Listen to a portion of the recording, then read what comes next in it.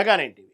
కర్ణాటక రాజకీయాలు అనగానే ముందుగా గుర్తొచ్చే పేరు డీకే శివకుమార్. కాంగ్రెస్ పార్టీకి ఎక్కడ కష్టం వచ్చినా, ఏ రాష్ట్రంలో ఎమ్మెల్యేలు చేజారిపోతున్నా వారిని కాపాడే ఒకే ఒక్క ట్రబుల్ షూటర్ ఆయన.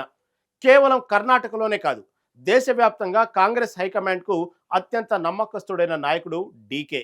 అయితే ఆయనకు ఎంత పొలిటికల్ పవర్ ఉందో దానికి 100 రెట్లు ఫైనాన్షియల్ పవర్ కూడా ఉంది. తాజాగా కర్ణాటకలో పరిస్థితులు చాలా హాట్గా ఉన్నాయి.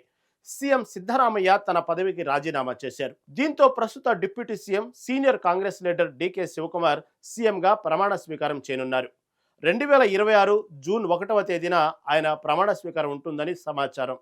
ఈ క్రమంలో డీకే శివకుమార్ ఆస్తులపై నెట్టింట ఆసక్తికర చర్చ నడుస్తుంది.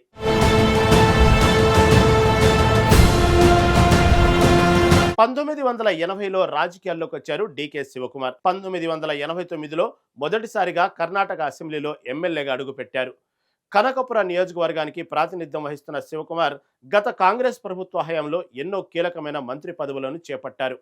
2023 ఎన్నికల్లో కాంగ్రెస్ ఘన విజయం సాధించిన తర్వాత సిద్ధరామయ్య నేతృత్వంలోని ప్రభుత్వంలో ఆయన డిప్యూటీ సీఎంగా బాధ్యతలు నిర్వర్తిస్తున్నారు. కాంగ్రెస్ పార్టీలో ఆయనను ఒక గొప్ప వ్యూహకర్తగా, ట్రబుల్ షూటర్గా పేరుంది. 2017 రాజ్యసభ ఎన్నికల సమయంలో గుజరాత్కు చెందిన కాంగ్రెస్ ఎమ్మెల్యేలు పార్టీ మారకుండా కాపాడేందుకు వారిని బెంగళూరులోని ఒక రిసార్ట్కు తరలించి క్యాంపు నడిపిన వ్యవహారంతో డీకే శివకుమార్ పేరు దేశవ్యాప్తంగా ఒక్కసారిగా మారుమోగిపోయింది.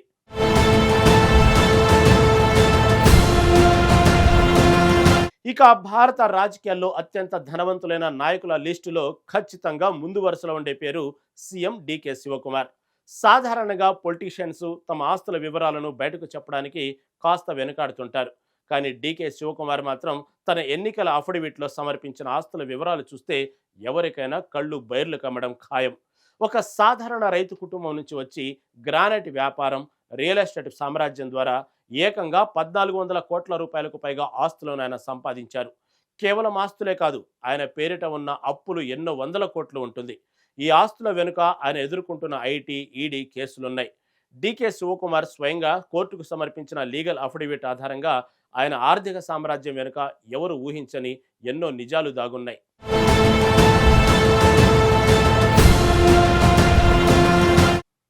ఒక వ్యక్తి ఆర్థిక బలాన్ని అంచనా వేయడానికి ముందుగా అతని దగ్గర ఉన్న లిక్విడ్ క్యాష్, బ్యాంకు బ్యాలెన్సు, షేర్ల విలువలను చూస్తారు. డీకే శివకుమార్ తన అఫిడవిట్లో సమర్పించిన లెక్కల ప్రకారం ఆయన దగ్గర దాదాపు 273 కోట్ల రూపాయలకు పైగా చరాస్తులు ఉన్నాయి. ఆయన చేతిలో దాదాపు 9 లక్షల రూపాయల క్యాష్ ఉంది. వివిధ జాతీయ, అంతర్జాతీయ బ్యాంకుల్లో కోట్ల రూపాయల ఫిక్స్డ్ డిపాజిట్లు ఉన్నాయి. రియల్ ఎస్టేటు, ఎడ్యుకేషనల్ సొసైటీలు, గ్రానైట్ మైనింగ్ కంపెనీలో భారీ పెట్టుబడులు ఉన్నాయి. కిలోల కొద్ది బంగారం, వెండి, విలువైన వజ్రాభరణాలు కలిగి ఉన్నారు. ఇక ఆశ్చర్యకరమైన విషయం ఏంటంటే, ఇంతటి అపర కుబేరుడైన డీకే శివకుమార్ పేరిట కేవలం ఒక్క కారు మాత్రమే రిజిస్టర్ అయి ఉంది. అది కూడా 8 లక్షల విలువైన ఒక పాత టొయోటో క్వాలిస్ కారు మాత్రమే ఆయన సొంత వాహనంగా చూపించారు. కానీ ఆయన కాన్వాయ్లో తిరిగే లగ్జరీ కార్లన్నీ ఆయన కంపెనీలు, అనుచరుల పేరిట ఉంటాయని విశ్లేషకులు చెబుతుంటారు.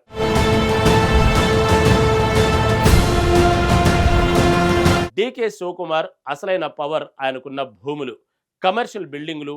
బెంగళూరు చుట్టుపక్కల రియల్ ఎస్టేట్ రంగం భూమిలో ఉన్నప్పుడు ఆయన వేసిన స్కెచ్లు మామూలువి కావు. అఫిడవిట్ ప్రకారం ఆయన స్థిరాస్తుల విలువ ఏకంగా 970 కోట్ల రూపాయలకు పైగా ఉంది.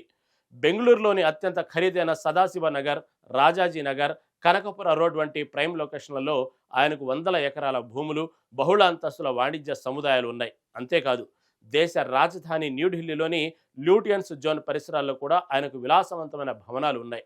ఆయనకున్న వ్యవసాయ భూములు, మైనింగ్ లీజులు, గెస్ట్ హౌస్ల మార్కెట్ విలువ ప్రస్తుతం అఫిడవిట్లో చూపించిన దానికంటే చాలా రెట్లు ఎక్కువగా ఉంటుందని మార్కెట్ వర్గాల అంచనా. ఒక ల్యాండ్ టైకూన్గా బెంగళూరు రియల్ ఎస్టేట్ను ఆయన ఎలా శాసిస్తున్నారో ఈ అఫిడవిట్ స్పష్టం చేస్తోంది. ఇంతటి భారీ ఆస్తులు ఉన్న డీకే శివకుమార్కు అప్పులు కూడా అదే రేంజ్లో ఉన్నాయి.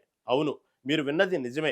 ఆయన అఫిడవిట్ ప్రకారం ఆయనపై దాదాపు 226 కోట్ల రూపాయలకు పైగా అప్పులు ఉన్నాయి. వివిధ బ్యాంకుల నుంచి, అలాగే పలువురు ప్రైవేట్ వ్యక్తుల నుంచి ఆయన ఈ లోన్లు తీసుకున్నారు.